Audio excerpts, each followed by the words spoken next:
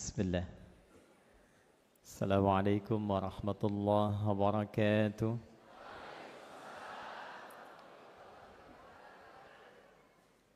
Alhamdulillah. Wassalatu wassalamu ala rasulillah. Nabiyyina Muhammad ibn Abdullah. Alladhi uttusifat ummatuhu bil Muhammadiyah. Wa nisa'uha bil Aisyiyah. Wa man walah ila yaumil qiyamah wa ba'd. Walaupun tadi sudah banyak disebut sebagian secara personal, namun izinkan saya mengawali untuk menguatkan sebagian penyebutan ini guna memberikan dukungan doa, kekuatan dan motivasi lebih. Yang kita hormati, kita muliakan orang tua kita, Ketua Pimpinan Pusat Muhammadiyah, sekaligus tadi belum disebut Rektor pertama Umsida. Karena tahun ini Umsida sudah masuk ulang tahun perak yang ke-25. Rektor pertamanya Profesor Dr. Syafiq Al-Mughni. Masih selalu menjaga konsistensi, energi, kekuatan pikiran, dan ide-ide yang menginspirasi berkemajuan. Semoga senantiasa disehatkan dan dijaga oleh Allah Subhanahu wa taala. Yang kita hormati, kita muliakan, yang disebut tadi mengawal, tapi saya agak sedikit ingin koreksi karena tak boleh ketua mengawal wakil itu. Ada ketua saya, Kiai Fathur Rahman Kamal, ketua PP Majelis Tabligh, yang tadi naik kendaraan spesial dari Jogja, saking cintanya pada Umsida, beliau mengondisikan agenda di Jakarta untuk hadir di sini. Jadi dari Jogja jam 3 sampai di sini. Yang kita hormati, kita muliakan, ini ada sosok yang saya baru bisa mengetahui kekuatan merangkai kata dan mengikat maknanya luar biasa. Dengan visi jangka panjang, jangka menengah, jangka pendek, dan jangka saku. Jadi pantas diangkat jadi staf ahlinya Mendikdasmen ini, Profesor Dr. Bianto. Beliau yang memulai dan kita yang harus mengakhiri ini. Insya Allah segala visi misi yang tadi disampaikan dan informasinya sangat berharga. Dan saya mendapatkan sesuatu yang istimewa karena baru saya ditemukan sepanjang beraktivitas baik di dalam di luar negeri, ada divisi khusus pembeli gereja itu cuma PWM Jatim itu. Walaupun nanti kalau ke dunia internasional itu sedikit dikemas kembali deh. Yang kita hormati, kita muliakan, juga ada di sini penasehat PWM Jatim, Prof. Zainuri, tuan rumah Pak Rektor yang visioner, Dr. Hidayatullah MSI. Ini luar biasa, saya kira kalau sudah ada sesinya jadi guru besar patut dipromosikan, Pak. Saya tadi singgah di ruang rektor, saya lihat ada kepanjangan Umsida itu punya akronim tersendiri tuh. Ada uswah, mandiri, sinergi, integriti, dinamis, dan amanah. Nah, ini rukun imannya Umsida ini. 6 kata. Tolong jangan dipotong videonya ya, takut jadi masalah. Itu keenamnya itu bukan cuma akronim, tapi saya lihat sudah jadi algoritma yang melekat pada diri Pak Rektor dan ditampilkan dalam bentuk implementasi yang luar biasa. Kalau boleh saya saran, kalau diperkenankan, tapi sudah diresmikan tadi ya, tadi UCS itu ya, Umsida Cyber Security, kalau boleh diusul bisa misalnya user mu, ya Umsida Security Server, mu-nya Muhammadiyah gitu. Kan biasanya rendang aja rendangmu gitu kan. Bapak Ibu sekalian, juga ini saya harus patut apresiasi juga kehadiran, kebersamaan dan penguatan. Ini cuma di Muhammadiyah yang bisa mengajarkan satu komitmen ukhuwah yang sangat luar biasa. Biasanya jarang sekali ada pejabat dan penggantinya bisa saling menguatkan, tersenyum, jalan bersama dan saling mendukung. Di Muhammadiyah dicontohkan sekarang Rektor UMS dengan pejabat barunya Prof. Hanif dan Prof. Harun, keduanya datang untuk menguatkan dan memberikan dukungan pada kegiatan kita. Saya kira ini patut diapresiasi oleh kita semua. Bapak Ibu sekalian, dengan cepat dan singkat keluarga besar Muhammadiyah khususnya di PW Jatim ini,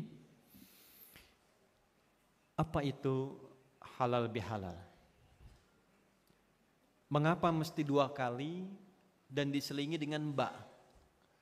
Ada halal, bi, halal lagi. Dan apa fungsi ba di situ?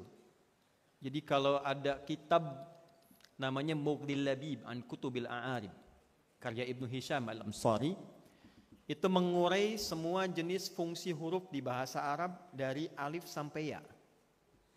Ba itu itu ada 14 fungsinya. Ada ilsaq, ada musahabah, ada ghayah, ada sababiyah.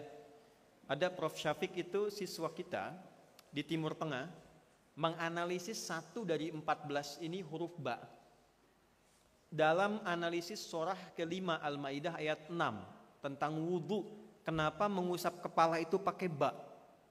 Ya ayyuhalladzina amanu idza qumtum ilas shalah faghsilu wujuhakum wa aydiyakum ilal marafiq wamsahu bi ru'usikum. Kenapa ketika mengusap kepala pakai ba? Itu dianalisis huruf ba ini dari 1 huruf dapat doktor Pak, PhD. Jadi yang belum silahkan tuh, ada ta, tha, jim sampai ya. Si banyak deh. Baik, ini 3 bagian ini butuh agak sedikit waktu. Tadi sudah disampaikan oleh Prof. Bianto, waktu kita masih panjang sampai jam 12. Nanti kita coba uraikan semaksimal mungkin. Bapak Ibu sekalian, halal seperti kita ketahui bersama, kalau mengacu kepada tasrif standar. Jadi ada tasrif standar menggunakan metodologi sorof yang sudah standar, ada tasrif digital sekarang ini. Karena eranya kontemporer, nanti saya akan masuk pada satu hadis terkait dengan keterangan Nabi tentang potensi digital masa depan. Sampai tasrif pun ada 2, tasrif standar pendekatan sorof, tasrif digital. Jadi kalau tasrif sorof jalasa, yajlisu, syakara, yashkuru, ya, halla, yahillu, au yahullu. Yang digital itu tak-taka, yutaktiku, tiktokan. Fasbaka, yufasbiku, facebookan. Instagrama, yanstagrimu, Instagram. Taba, yatubu, youtuban. Dan ini punya konsekuensi yang berbeda nantinya. Dari kata halla, yahillu au yahullu. Kemudian bisa dipecah, hurufnya disatukan lagi, dikumpulkan, jadi ketemu ha, la, dan la. Halla, yahillu dari kata halala.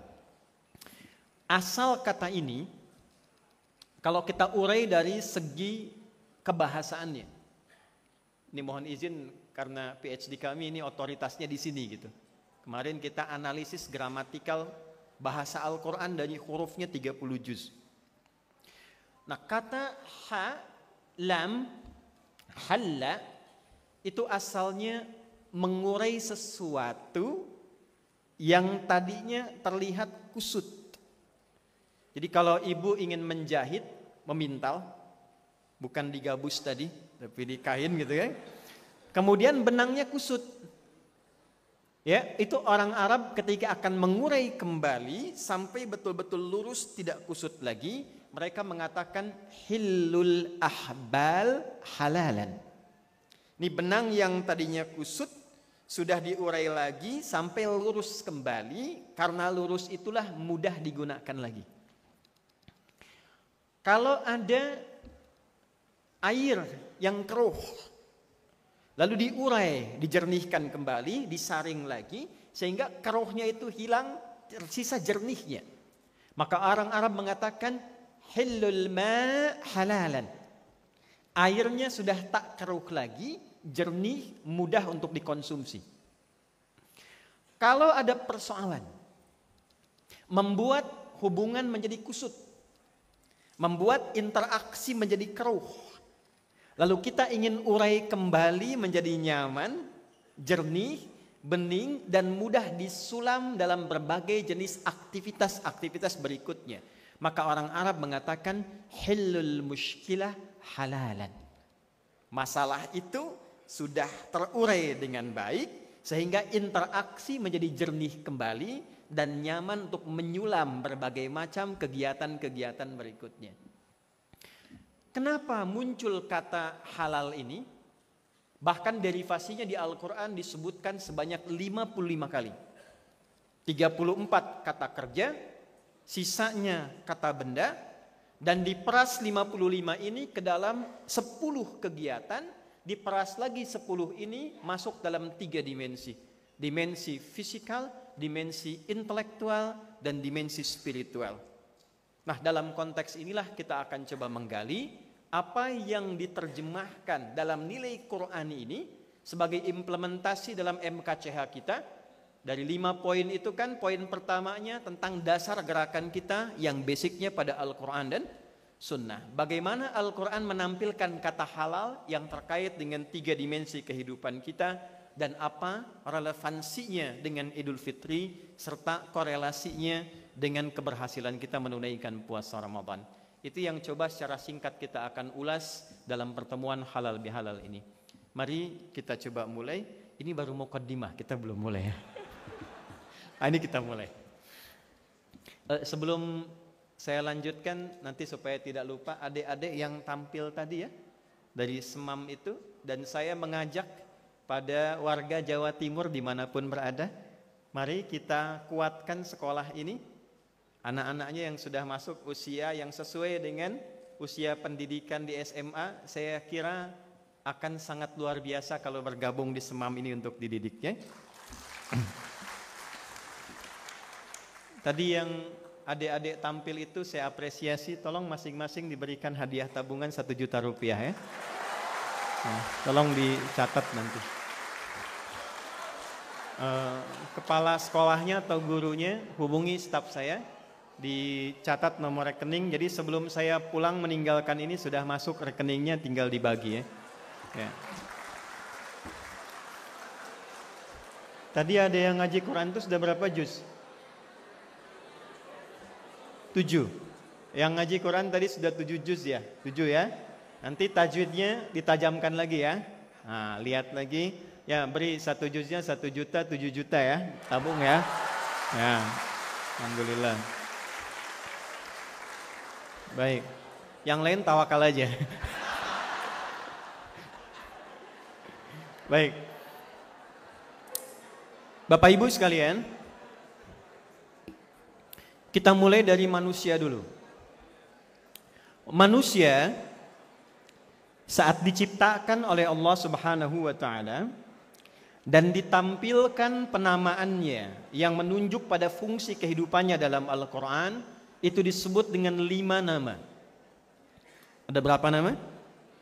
5. 1, Bashar, disebutkan 35 kali dalam Al-Qur'an. Qul innama ana basyarum mithlukum. 2, ins, seringkali dipasangkan dengan jin dalam Al-Quran. Pasangan ini disebutkan setidaknya 18 kali dalam Al-Quran. Ya ma'syaral jinni wal ins wa ma khalaqtul jinna wal ins. Ada yang ketiga, insan. Insan setidaknya 65 kali disebutkan dalam Al-Quran, dan ada satu surah khusus tentang insan, surah ke-76, surah Al-Insan. Ar-Rahman 'allamal Quran khalaqal, demikian setidaknya disebut juga di surah ke-55.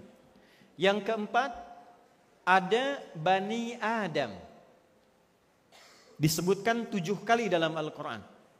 Contoh Quran surah ke-7 Al-A'raf ayat 31, ya bani Adam khudhu zinatakum 'inda kulli masjid.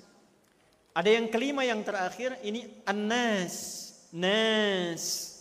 Kurang lebih 240 kali setidaknya disebutkan dalam Al-Quran dan menjadi surah paling favorit bagi umat Islam di muka bumi saat ini. Surah 114, surah An, 5 nama ini.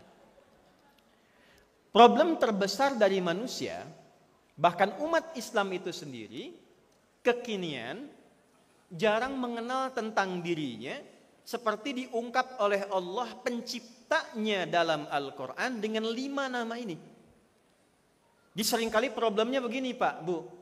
Seringkali apa yang ditampilkan diksi Al-Quran yang bahasa Arab itu, terjemahnya bisa sama. Coba Bapak Ibu cek deh ya. Wahyu pertama turun itu apa? Iqra kan? Baik, Iqra. Sekarang Ibu buka Quran surah ke-29 Al-Ankabut di ayat ke-45. Itu insya Allah tengahnya hafal, awalnya lupa itu. Innas salata tanha 'anil fakhsya. Itu tengahnya, apa awalnya? Utlu ma uhiya ilaika minal kitab wa aqimis salah. Innas salata tanha 'anil fakhsya wal munkar. Bapak Ibu silahkan cek di dalam mushaf. Yang pegang handphone silahkan cek di aplikasi. Iqra, Quran surah 96 ayat 1. Utslu, Quran surah 29 ayat 45. Itu terjemahannya sama, bacalah. Silahkan dicek. Padahal kata asalnya berbeda. Nanti ada kitab bagus, namanya Al-Furuq Al-Lughawiyah, karangan Abu Hilal Al-Askari, memberikan penajaman makna pada kata yang diduga maknanya serupa. Iqra dari qiraah, utslu dari tilawah. Itu asal katanya saja sudah beda. Kenapa terjemahannya sama? Qiraah mengandung makna membaca atau menghadirkan sesuatu asalnya tanpa harus menuntut paham. Yang penting bisa dibaca.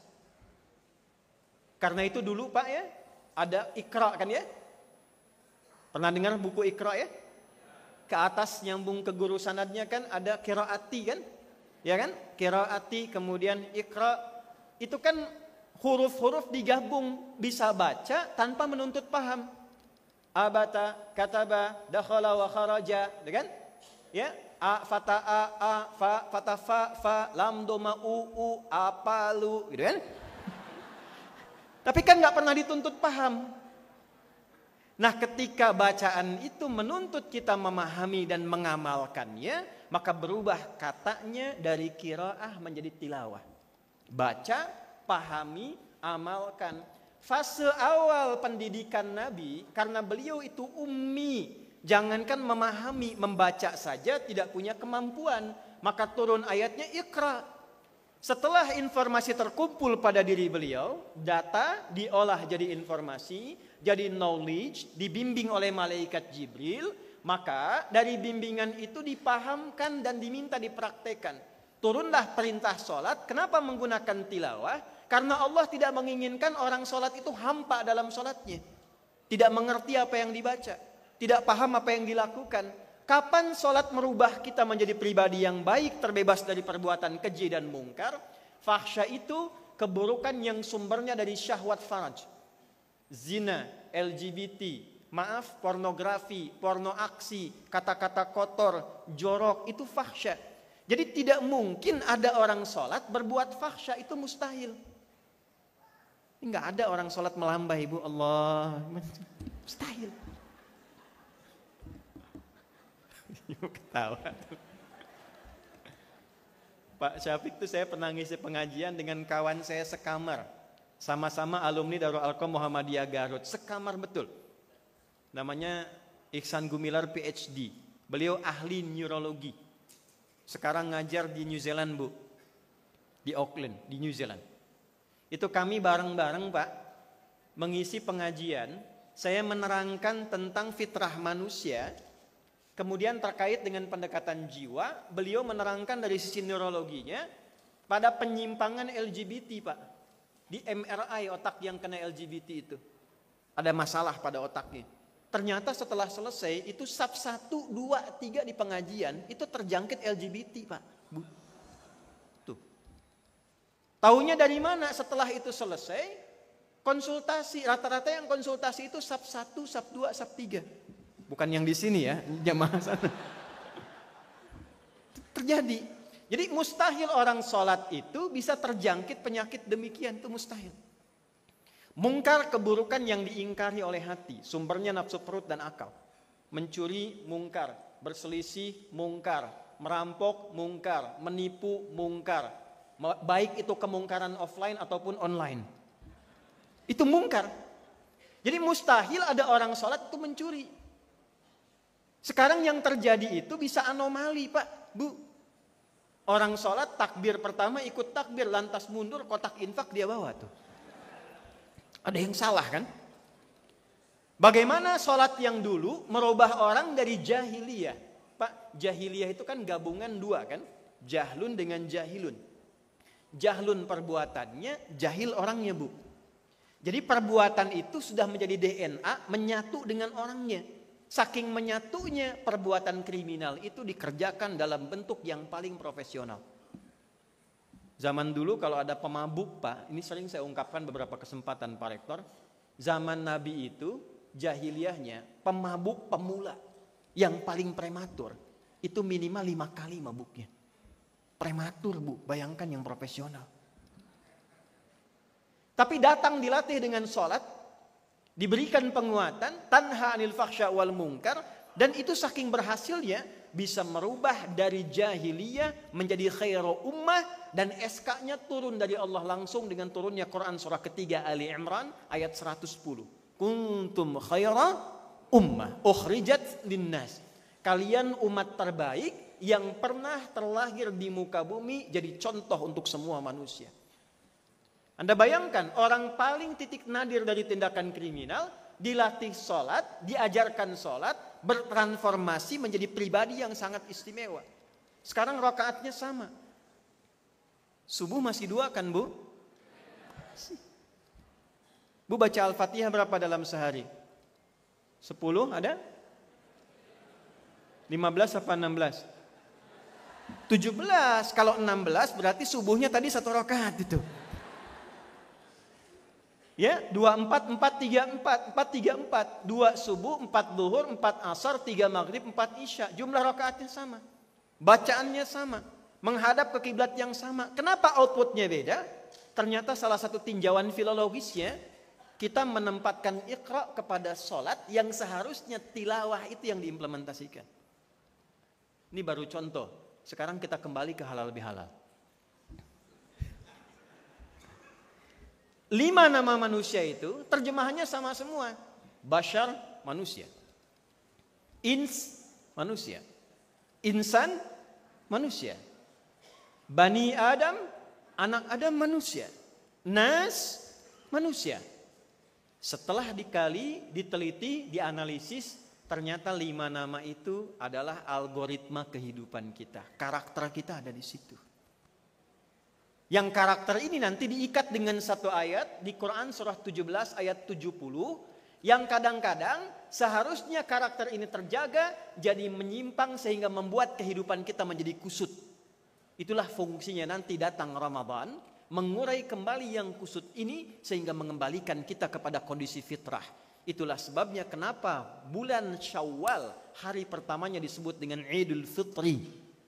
Dengan 2 pendekatan, Idul Futur kembali makan lagi, dan Idul Fitrah mengembalikan kita kepada suasana fitrah yang lurus kembali tanpa kusut.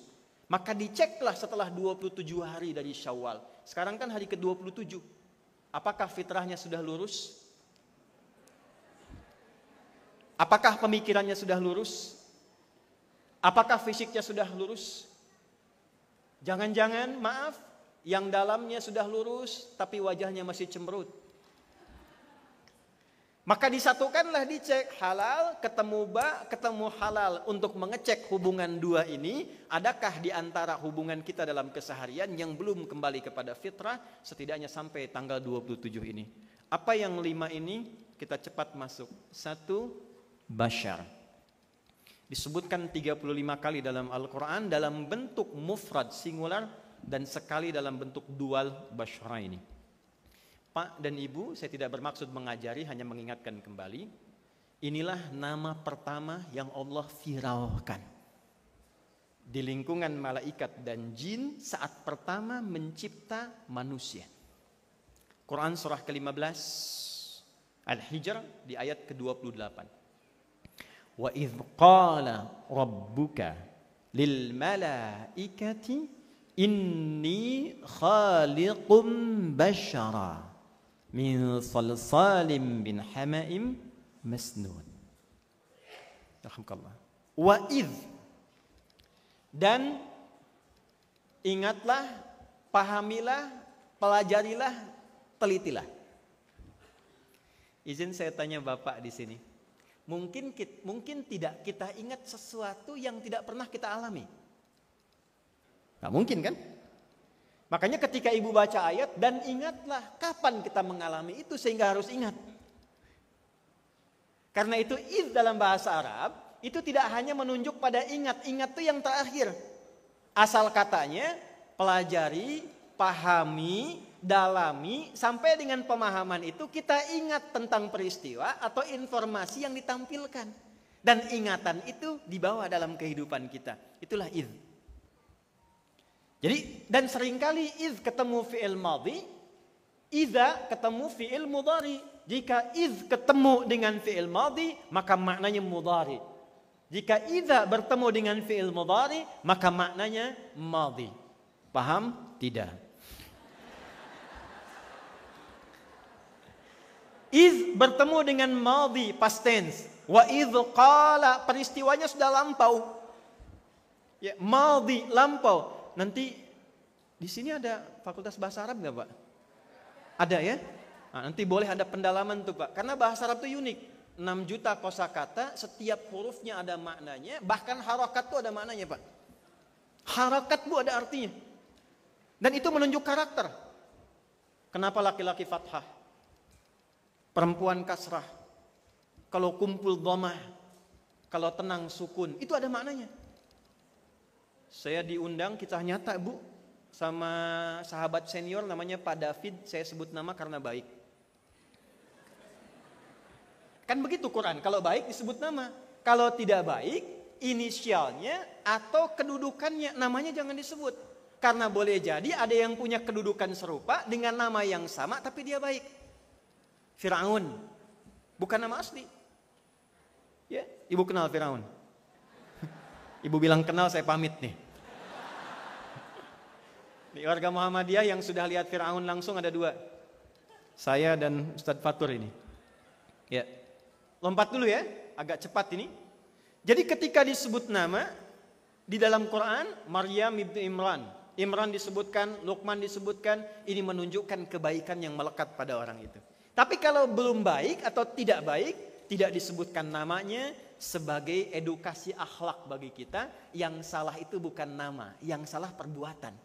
Kalau ada orang salah, perbaiki perbuatannya, jangan jatuhkan namanya. Pak David ini kena Parkinson Pak. Jadi teman saya usia 60 tahun. Tapi luar biasanya kalau ada taklim, saya pertama datang ke Indonesia, itu beliau sudah tiba di depan rumah, bawa mobilnya mengantar kemana saja. Satu kali punya villa di Garut peninggalan kakeknya, lahan depannya luas Pak. Kakeknya mengajarkan dari kecil tanam apa saja termasuk lahan tetangga yang kosong ditanam juga. Untuk kebaikan. Sampai sekarang Bu, saking berkahnya, itu kalau datang, ada depan kolam ikan, airnya panas dari gunung karena di Cipanas di Garut. Di depannya ada pohon alpukat tapi buahnya Pak Syafiq itu sebesar cengkir kelapa. Dan hebatnya tidak kenal musim. Setiap habis ada, tiap habis ada. Menanam dengan ridha Allah itu demikian. Lahannya subur, tanamannya makmur. Apa hubungan dengan harakat? Di depan rumah ada pohon sukun. Ini kisah nyata. Saya datang ke situ, tiba kemudian masuk, beliau bawa, istrinya sudah masak di dapur, bawa ke saya. Ustadz, ini sukun, mumpung masih hangat silahkan dimakan. Saya bilang, Pak, ini bukan sukun. Ini fathah. Kalau sukun, dia bulat masih di atas itu. Jatuh ke bawah, dia kasrah. Istibapa belah, dia terbuka dan dimasak, ini fathah. Kalau dikumpulkan di tempat ini, piring ini dhammah namanya.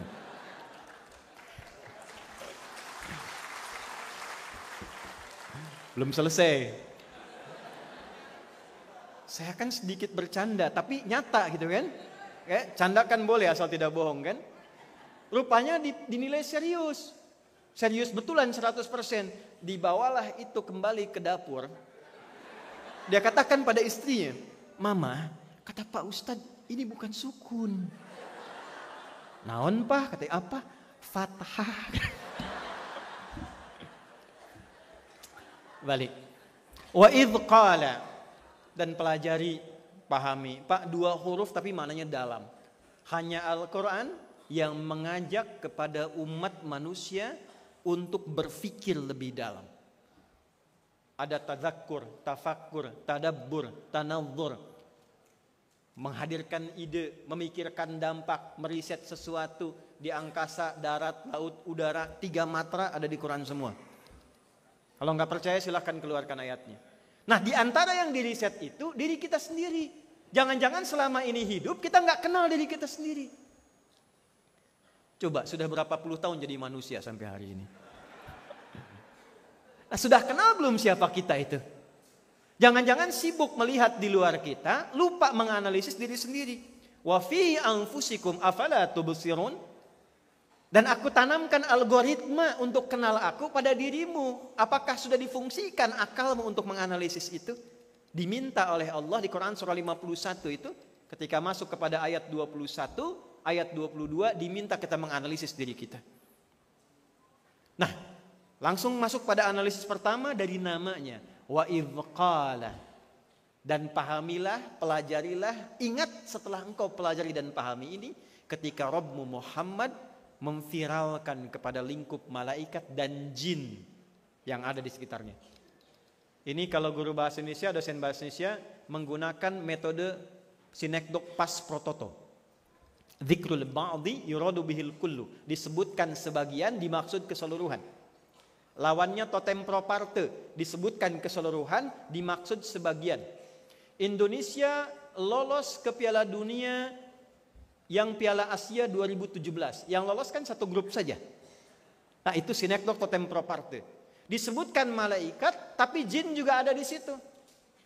Dari mana tahu jin hadir di situ? Nanti ada disebutkan di Quran surah ke-18 Al-Kahf di ayat ke-50. Ya. Wa idh qulna lil malaikati isjudu li adama fasajadu illa iblis kana minal jinni fa fasaqa an amri rabbi.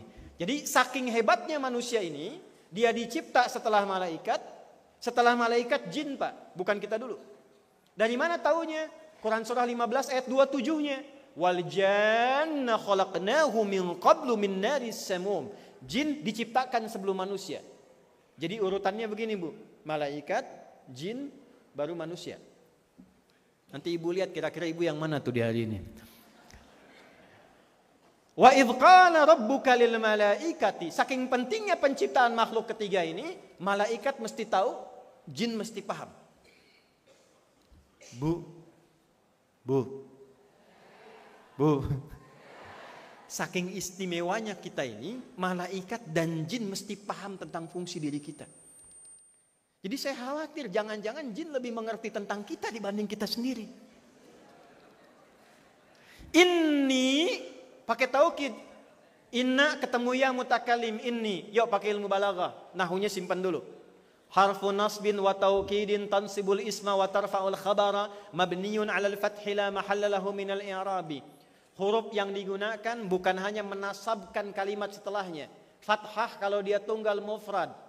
Mudzakkar salim menggunakan ya, muannas salim pakai kasrah di ujungnya. Itu simpan dulu. Harfu nasbin, huruf yang berfungsi menguatkan pesan supaya ditancapkan ke hati, jangan pernah ragu. Orang Arab mengatakan nasabar rajulu asahu fil ardi. Seseorang menancapkan tongkat di tanah dengan kuat, saking kuatnya tidak goyang. Itu nasab. Kalau ada informasi di Al-Quran dibuka dengan inna dan turunannya, tancapkan informasi itu pada hati kita yang paling dalam, jangan pernah ragu. Wa taukid, dan berikan penguat, kuatkan. Apa maksudnya? Pak, Bu, tancapkan pada diri kita, kita ini istimewa. Ibu istimewa. Bapak bukan makhluk biasa.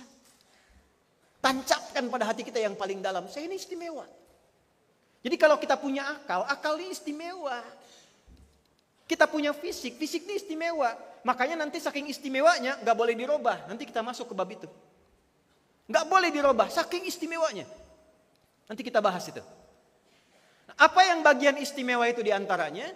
Inni khaliqum basyara. Akulah sang pencipta dari yang tidak ada sama sekali. Jadi kalau mencipta sesuatu dari semua yang tak ada, bahannya tak ada, segalanya tak ada, jadi ada, kun fayakun, itu khaliq namanya. Pekerjaannya khalaq. Yang terciptanya makhluk, karakternya akhlak. Khaliq, khalaqa, makhluk, akhlak. Tapi kalau mencipta, membuat sesuatu dari yang tidak ada, tapi ada bahannya. Tadinya nggak ada nih, cuma bahannya ada. Ah, itu tidak disebut dengan khalaq. Orang Arab menyebutnya dengan ikhtara'. Baik, balik. Inni khaliqum basyara. Nama pertamanya Bashar. Itu. Identitas kita pertama kali disebut dengan Bashar yang istimewa. Apa itu Bashar? Satu, makhluk yang punya kecenderungan sifat biologis dan tampak dalam kulit yang halus. Jadi yang pertama, ada sifat karakteristik manusia kecenderungan punya sifat biologis. Butuh makan, minum, hubungan seksual, interaksi material, dan kulitnya halus. Beda dengan jin. Beda dengan malaikat dari cahaya, beda dengan hewan. Tak percaya pulang dari sini silahkan ke Taman Marga Satwa Jatim. Kumpulkan satu-satu makhluk Allah itu, cek. Sama singa, masih kulit ibu. Badak, cek satu-satu tuh. Tapi poin utamanya, si makhluk halus ini, yang lembut ini, secara fisikal, dia pun punya kebutuhan fisikal, secara biologis. Butuh makan, butuh minum, butuh berhubungan seksual. Karena fungsinya nanti untuk memakmurkan dunia didukung dengan kekuatan fisiknya yang punya naluri biologis. Maka turunlah pedoman di Quran. Ini supaya engkau menempuh kebutuhan biologismu dengan lurus, maka turun pedoman dengan kata-kata halal. Contoh, kebutuhan makan. Bagaimana cara mendapatkan makanan yang benar supaya tubuhnya sehat? Fisiknya bagus, basyarnya terjaga. Turun Quran surah kedua ayat 168. Alhamdulillah. Ya ayyuhan nasu kulu mimma fil ardi halalan thayyiban. Kalimat halal pertama di Quran, Bu, sandingannya dengan apa? Dengan makan. Jadi ini di depan ini makhluk makan ini. Makanya Pak Rektor, kalau halal bihalal tidak ada makanan, setengah dosa itu.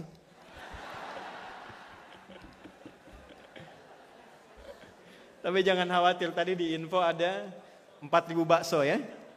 Maaf, saya perlu klarifikasi nih. Itu 4.000 porsi atau 4.000 bakso? Porsi ya? Saya khawatir satu-satu nanti jamaah dapat tuh. Jadi standar yang pertama itu kita makhluk yang butuh makan. Tak makan fisik lemah. Lemah bisa sakit. Tapi karena kita makhluk istimewa, spesial, turun kaidah Quran surah 17 tadi, ayat ke-70. Walaqad karramna bani Adam wa hamalnahum fil barri wal bahr wa razaqnahum minat thayyibat wa faddalnahum ala katsirin mimman khalaqna tafdila. Lam haruf taukid, qad huruf tahqiq.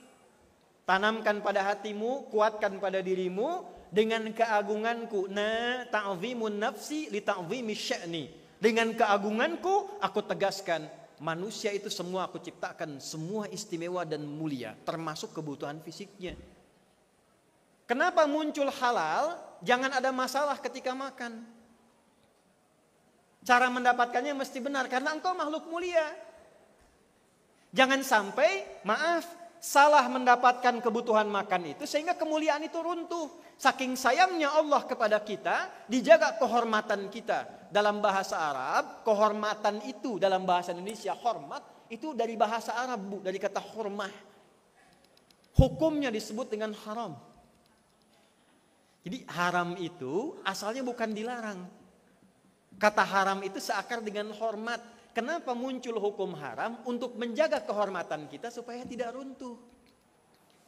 Sebab kalau salah cara mencarinya tidak dengan cara yang benar, Allah saking sayangnya, fulan, jangan sampai kehormatanmu runtuh. Kamu jangan sampai cari makan memenuhi kebutuhan fisikmu dengan cara yang menyimpang. Korupsi itu haram. Kenapa haram? Karena meruntuhkan kehormatan. Menipu itu haram. Kenapa haram? Karena meruntuhkan kehormatan. Saya kemarin ngisi di beberapa lembaga, institusi, dan beberapa pejabat, Pak, Ibu. Saya sampaikan psikologi Quran pada kasus-kasus tertentu. Jadi ada kasus yang extraordinary crime, itu di Quran seringkali melibatkan keluarga di dalamnya. Anakmu, istrimu, dan sebagainya. Karena ada kasus tertentu ketika dilakukan, itu dampaknya langsung ke keluarga, Pak, Bu. Bapak, Ibu, ketika ada perbuatan tertentu dilakukan, itu dampaknya langsung pada keluarga. Contoh, korupsi misalnya. Ya, pencurian dalam bentuk besar. Itu ketika dikerjakan, misal terfikir untuk berbuat, konsekuensinya bukan hanya pada pelaku, itu pasti keluarga akan ikut kena bagiannya. Karena itu saya sering katakan kalau Anda jadi pejabat, taruh itu foto keluarga. Tentu di samping ada foto presiden, wakil presiden gitu kan. Ya, simpan foto keluarga di depan meja itu yang paling dekat. Lihat tiap hari. Kalau terfikir akan berbuat maksiat, perhatikan dampaknya kepada anak. Bapaknya yang korupsi, anaknya yang di SD yang dibully oleh temannya. Anak koruptor, anak koruptor, anak koruptor, masa depan hilang. Nah, itulah Quran datang memberikan kesadaran pendampingan. Jangan sampai dikerjakan perbuatan ini karena kehormatan bisa runtuh. Itu dasar filosofis yang pertamanya. Jadi munculnya kata halal ketika datang pertama kali diperkenalkan oleh Quran untuk menjaga kebaikan fisik kita agar diarahkan pada segala hal yang baik dalam kehidupan. Sekarang silahkan cek, ya ayyuhan nasu kulu mimma fil ardi halalan. Cara mencarinya dulu. Ini di Umsida sudah halal belum ini? Yakin? Kita cek. Pak Rektor jam kerja masuk jam berapa? 7.15. Pulang 15.30. Masuk 7.15, pulang jam 15.30, setengah 4 sore. Baik. Gaji taruhlah misalnya 5 juta, misal saja. 1 bulan. Kalau ada seorang dosen masuk jam setengah 8, pulang jam 3, dan tetap menerima 5 juta, itu halal keseluruhan atau syubhat sebagian itu? Ayo, kalau di luar Muhammadiyah saya nggak bahas itu, ya. Karena ini Quran dan Sunnah saya tanya sedikit saja, coba halal nggak itu sisanya? Yang 30 menit itu, yang pulang duluan, 30 menitnya halal nggak itu? Silakan dibahas yang tarji itu. Karena resikonya tinggi, ada korelasi bahkan langsung antara makanan dan doa. Lihat hadisnya, hadis Muslim. ثم ذكر الرجل يطيل السفر أشعث أغبر يمد يديه إلى السماء فيقول يا رب يا رب فقال أن يستجاب لذلك فمطعمه حرام مشربه حرام ملبسه حرام وغذي بحرام. Nabi mengisahkan seorang lelaki menempuh perjalanan panjang, jalan safar pada yang baik itu mempercepat terkabulnya doa. Ustaz Fatur nanti dari sini terbang ke Jakarta, safar. Baik, karena mau ngisi di UHAMKA, doakan Umsida. Itu 2 kali lipat cepat diijabah. Yamuddu yadaihi ilas sama, mengangkat tangannya begini. Ini nanti ada babnya ya Pak. Di sini. Kalau permintaan kencang seperti istisqa ke atas, kalau khutbah untuk khatib bisa begini. Ini beda-beda nanti. Tapi orang mengangkat tangan dengan tidak mengangkat tangan, yang mengangkat tangan itu 2 kali lipat cepat dijawab dibandingkan dengan yang diam. 3, fayaqulu ya Rabb, ya Rabb. Dia berkata menyebut al-asma'ul husna sesuai kebutuhan. Jadi saya mohon sedikit saja untuk tambahan. Al-asma'ul husna itu nama-nama terbaik yang melekat pada Allah, yang menjawab semua kebutuhan hamba. Sesuai kebutuhan. Butuh rizki, ya Razzaq. Ada masalah, pengen sabar, ya sabar. Diberi solusi, ya Al-Fattah. Ingin ilmu, ya Al-Alim. Jadi kalau ibu kira-kira butuh, Quran surah 17 ayat 110, Qulid'ullaha awid'ur rahman ayyamma tad'u falahul asma'ul husna. Kalau enggak tahu nama sesuai dengan kebutuhan, sebut ya Allah. Atau ya Rahman. Tapi kalau tahu, pilih kesesuaiannya. Nabi Zakaria ingin dikasih keturunan, tapi divonis tidak mungkin karena istrinya terbatas, maka disebut Wahhab. Rabbi habli, ya Allah yang maha memberi tanpa punya batasan. Karena orang lain membatasi, hanya engkau yang tak punya batasan. Jadi walaupun ibu hafal semua, kalau pengen berdoa pakai al-asmaul husna, tidak harus semuanya dimunculkan. Ya Allah, ya Rahman, ya Rahim, ya Malik, ya Kudus, ya Sabar. Ya. Ibu nggak punya masalah, nyebut ya Sabar, dikasih masalah. Qala, dia berkata, ya Rabb, ya Rabb. Pak, harusnya 6 kali lipat ini. Safar, mengangkat tangan, asmaul husna. Apa komen Nabi? Anna yustajabu lidzalik. Bagaimana bisa dijawab? Nggak bisa ini. Apa sebabnya? Mat'amu haram, makanannya haram. Mashrabu haram, minumannya haram. Malbasu haram, pakaiannya haram. Wa ghudhiya biharamin, dan pendapatannya haram. Ustaz, boleh nggak minta gelas? Gelas. Tapi yang belum ada isinya. Saya bukan minta minum, minta gelas saja. Nah, jazakallah khair. Karena nggak baik minum sambil berdiri. Ini gelas kan? Mau lanjutkan? Nggak apa-apa, saya pegang.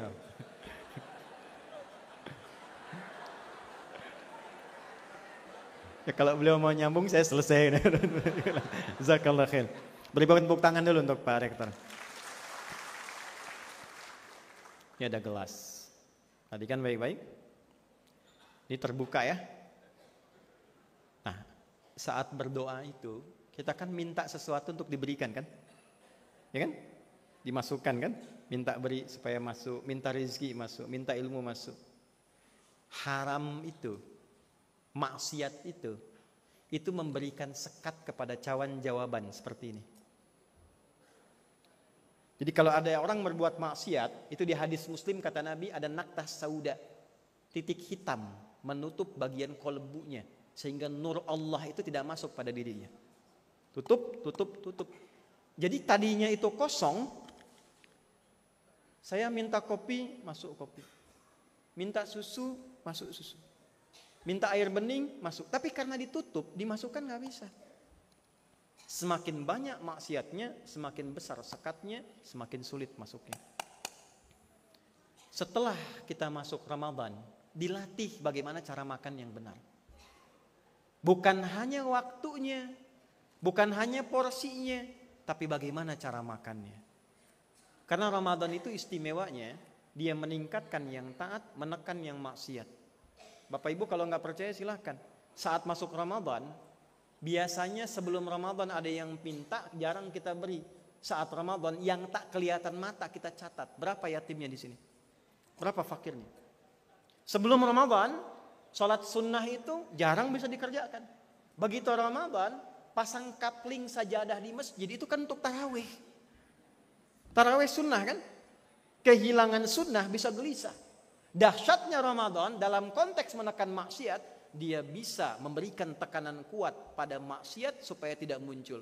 Koruptor itu selama Ramadan bisa libur. Pak Rektor itu ada cerita, saya punya kawan, itu Bu suaminya pemarah Bu. Ketemu orang marah, cepat marahnya itu, sensitif sekali. Ramadan Pak, jadi pendiam. Satu kali buka jam 6 kurang seperempat, diajak istrinya keluar beli bukaan. Diprovokasi sama tetangga, tinggal 15 menit buka.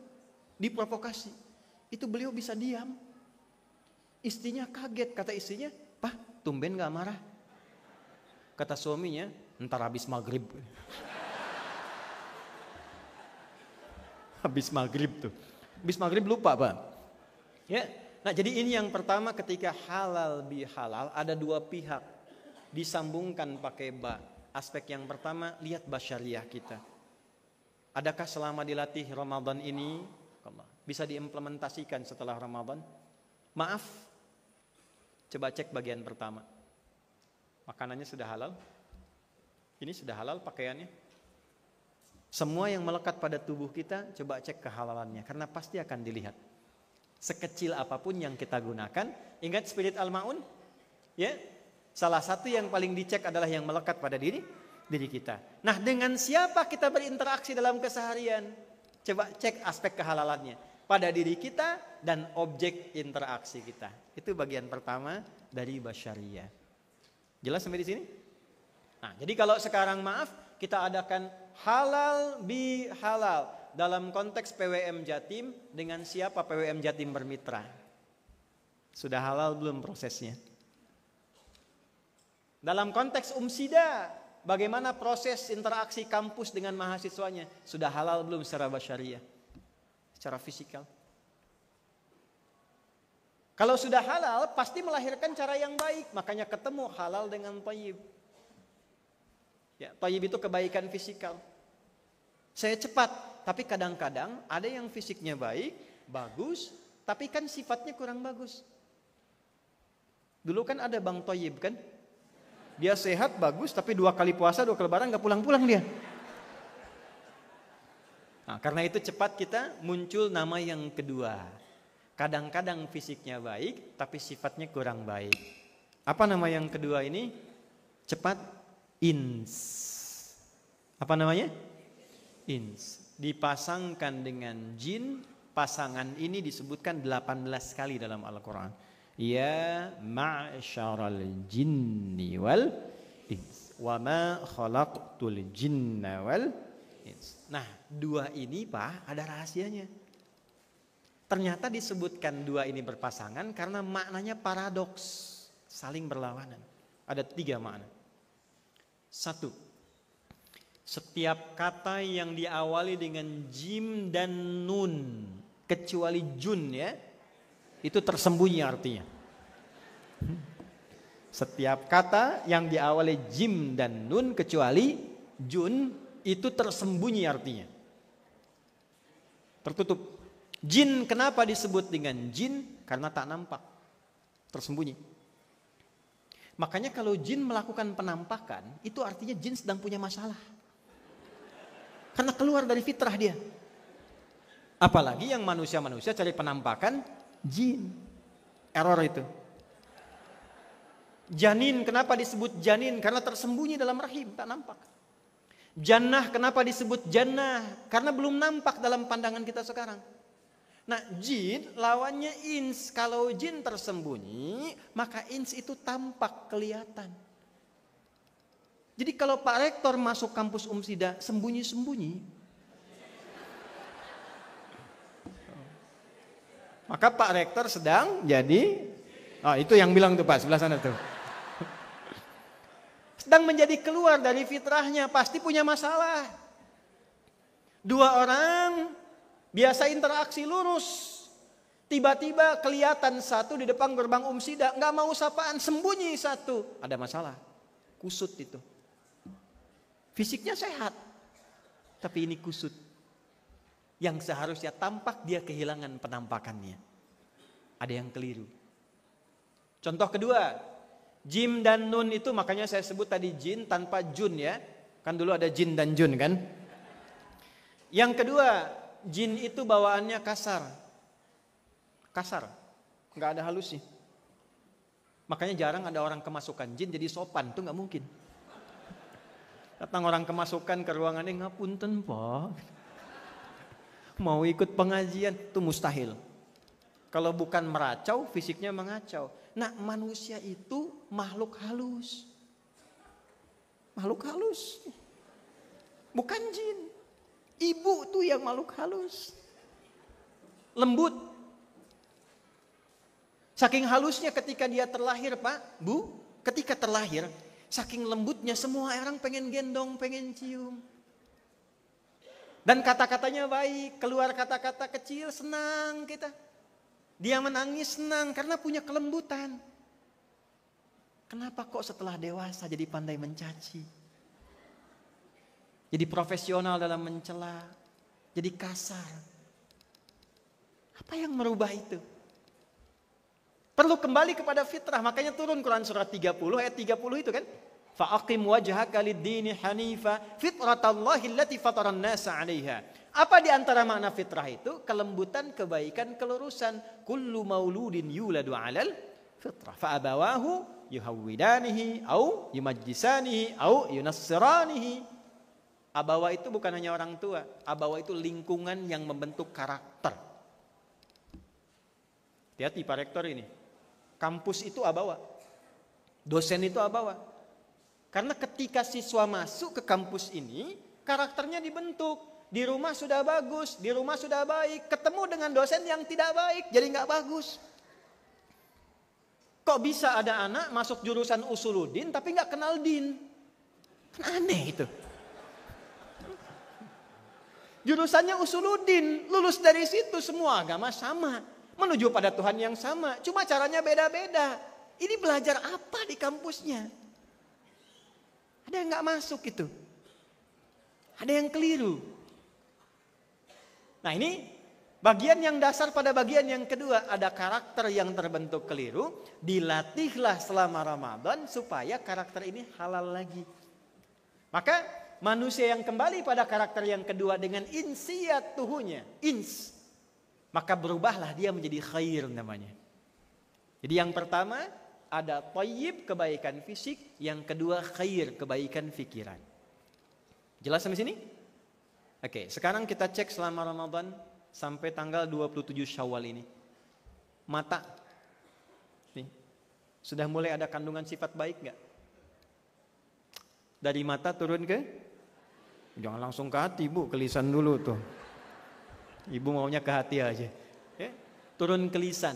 Sudah ada sifat baik belum di sini? Man kana yu'minu billahi wal yaumil akhir falyaqul khaira. Di mulut ada kebaikan. Aw liyasmut. Siapa yang merasa beriman pada Allah dan hari akhir, coba cek algoritma kemanusiaannya yang melekat pada lisannya. Sudah ada sifat baik belum di sini? Di sini. Sampai di sini. Apalagi ibu, hati-hati. Karena dari nama, kalau sudah gender, nama beda dengan laki-laki. Laki-laki sendirian rojulun. Dijamakkan rijalun. Hurufnya masih itu-itu saja. Tambah alif. Rojul itu Pak, tegak, kokoh, kuat, wibawa. Kenapa kaki disebut rijlun? Karena tegak, kokoh, menyangga tubuh untuk berwibawa. Makanya kalau laki-laki jadi gemulai, itu kehilangan kewibawaannya itu.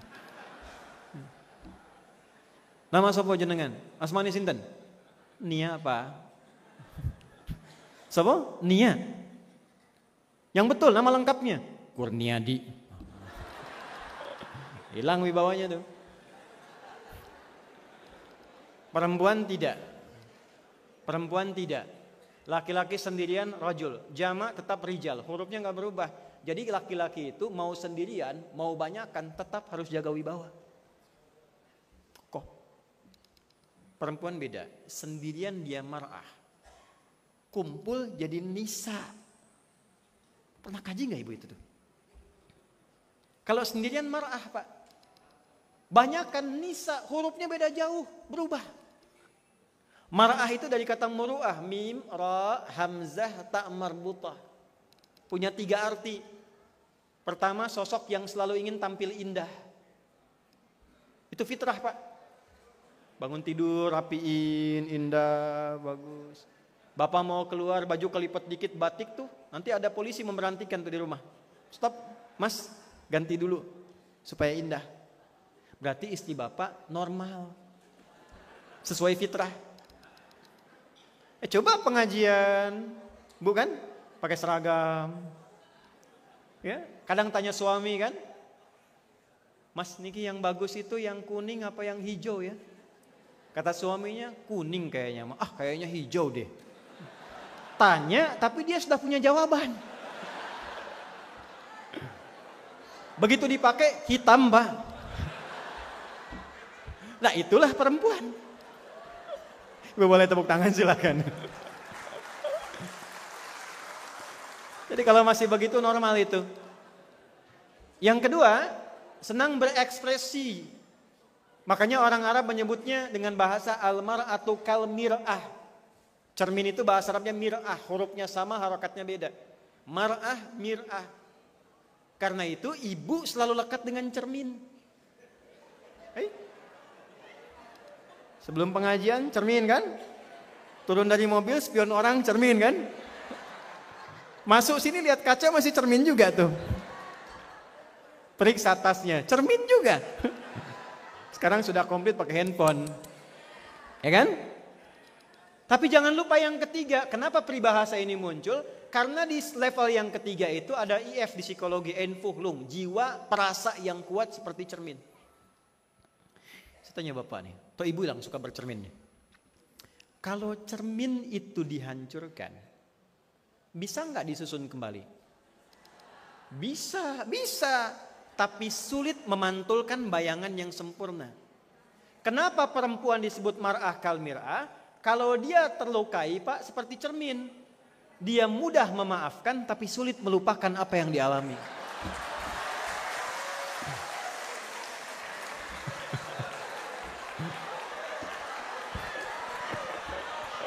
Boleh.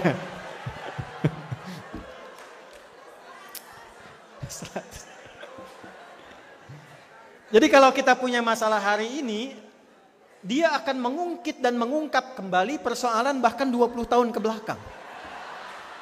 Ahli sejarah ya.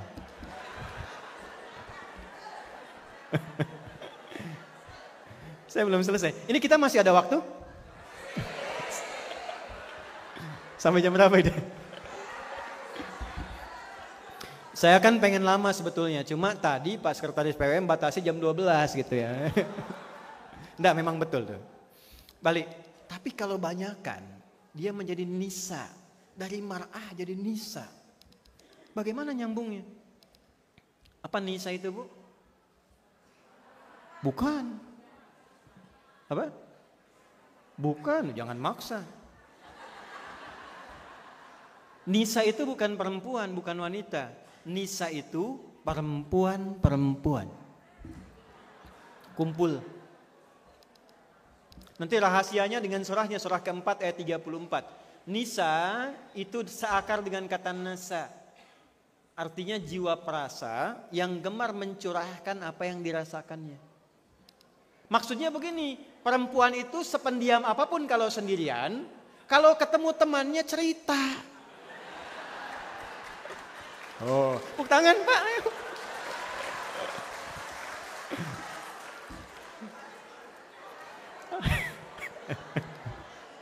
Nah kadang yang diceritakan itu hal yang tidak seharusnya diceritakan. Itu bukan saya loh Bu, kata Quran ini. Quran Ustadz Fatur. Fassalihatu qanitatun hafidhatul lil ghaibi bima. Hafal ayatnya, tapi dipraktekkan juga. Perempuan yang salihah itu cirinya dia taat pada Allah dengan menaati suaminya. Instrumennya suami, niatnya kepada Allah. Mama berjilbab ya, siapa? Tahajud yuk, siapa ya? Jika ada perempuan yang demikian, hadis At-Tirmidzi, Menaati suami karena Allah pada yang baik-baik. Sekalipun dengan ketaatan itu nggak sempat sholat sunnah, nggak sempat puasa sunnah. Perhatikan hadisnya. Idza shallatil mar'atu salataha wa shamat shamaha wa hafizat farajaha wa ata'at zawjaha qila laha yaumal qiyamati udkhulil jannata min haitsu syi'ti. Jika ada perempuan karena kesibukannya menaati suami pada yang baik-baik, tidak sempat sholat sunnah selama hidupnya, tak sempat puasa sunnah selama hidupnya, hanya Ramadan saja, yang fardu saja, dia menjaga kehormatan dirinya dan keluarganya, dan dia menaati suaminya karena Allah. Maka ketika hisab dipanggil perempuan itu, fulana, jangan lama-lama, cepat masuk surga dari pintu mana saja yang kau inginkan. Bu, jangan tepuk tangan dulu. Ibu masuk hadis itu apa enggak? Itu masalahnya.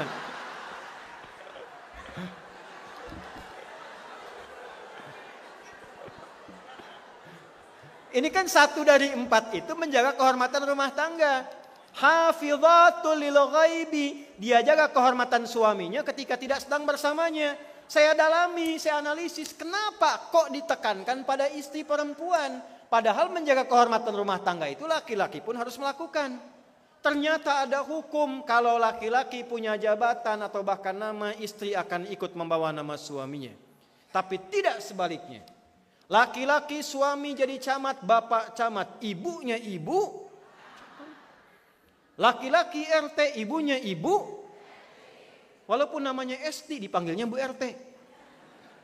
Tidak sebaliknya, istri camat, suaminya bapak. Tetap Bapak Yanto. Tidak akan pernah dipanggil Pak Camat. Ya. Karena itu akan terjadi seringkali kalau suami punya jabatan, istri berbuat yang tak baik, yang dipertaruhkan jabatan suaminya. Otomatis, Bu.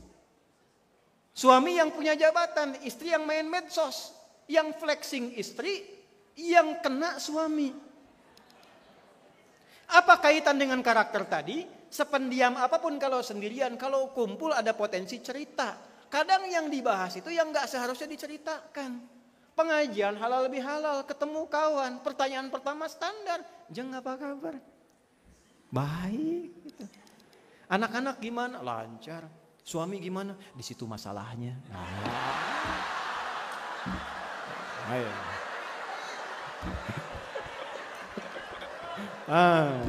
Ayo ngaku.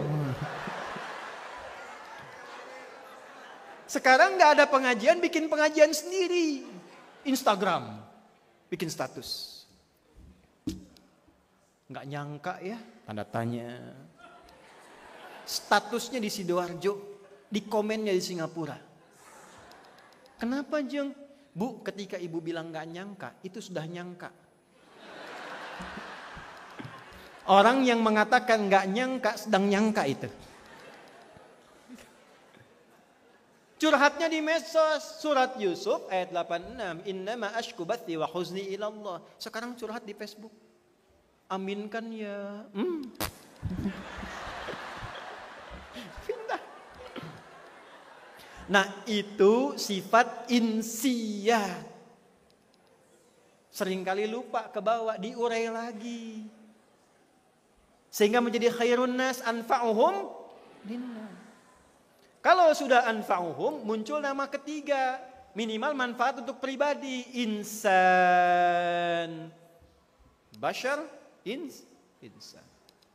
Sudah masuk duhur ya? Sudah masuk duhur? Ini kayaknya harus edisi terpisah ya, karena sudah masuk duhur. Baik, insan.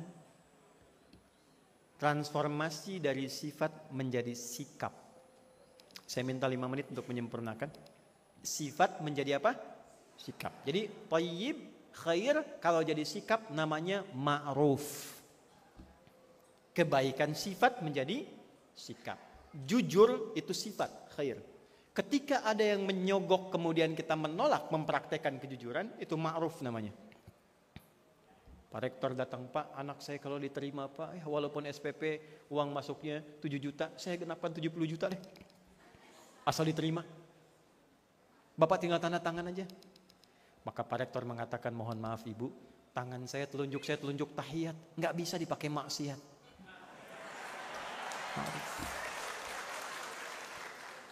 Maka ibu itu tidak menyerah, Pak, kami gandakan 700 juta. Lagi ada pembangunan kan? Kan sudah saya bilang Bu tadi, Bu, tangan saya tangan tahiyat. Tunggu sebentar saya istikharah dulu. Nah, enggak bisa. Enggak bisa. Enggak boleh ya. Extraordinary crime itu. Ya. Memang menyogok itu, Pak, enggak disebut dosanya di Quran. Jadi sehingga sebagian ulama mengambil kesimpulan tidak berdosa. Awas jangan dipotong dulu nih ya. Tidak ada dosa dalam nyogok dan yang disogok. Cuma langsung ke neraka. Ar-rashi wal murtashi fin nar. Nah itulah namanya extraordinary crime. Itu ma'ruf. Nah kalau diterapkan ma'ruf dalam kehidupan, dikerjakan kemudian karena Allah, maka berubah jadi ihsan. Berubah jadi apa? Ihsan. Maka Muhammadiyah mengambil peran ihsan itu dengan menggabungkan khair dan ma'ruf menjadi satu. Turunlah Ali Imran ayat 104. Wal takum minkum yad'una ilal wa ya'muruna bil wa yanhauna 'anil wa ulaika ketika jadi muflihun menyatukan 4. 1 thayyib, 2 khair, 3 ma'ruf, 4 ihsan. Ihsan itu anta abudallaha ka'annaka tara. Fa illam takun tarahu fa innahu. Engkau menjadikan giatmu sebagai ibadah karena Allah. Ayo yang dosen-dosen di sini niatnya dapat gaji atau dapat ibadah karena Allah? Ingat gini. Kalau ibadah gaji otomatis dapat karena nggak mungkin terpisah. Wala tansa nasibaka minad. Disebutkan itu setelah akhirat dulu. Wabtaghi fima atakallahu daral. Baru atofnya wala tansa nasibaka minad. Artinya kalau niat kita ke akhirat, dunia pasti ikut. Tapi kalau niatnya dunia, akhirat gak akan ikut. Jadi ibu meniatkan ngajar karena Allah, tetap dapat gaji. Kalau gak digaji, laporkan rektornya itu. Pasti ikut dunia itu. Makanya kata Ibnul Qayyim al-Jauziyah, caranya gampang. Jangan kejar bayangan dunia itu, berbaliklah bayangan akan ikut. Niat, robah niatnya. Begitu diniatkan karena Allah, dituliskan pahala. Pahala itulah yang kita bawa pulang. Ini gak dibawa pulang. Yang dibawa pulang nilainya, value-nya. So we have to create our value.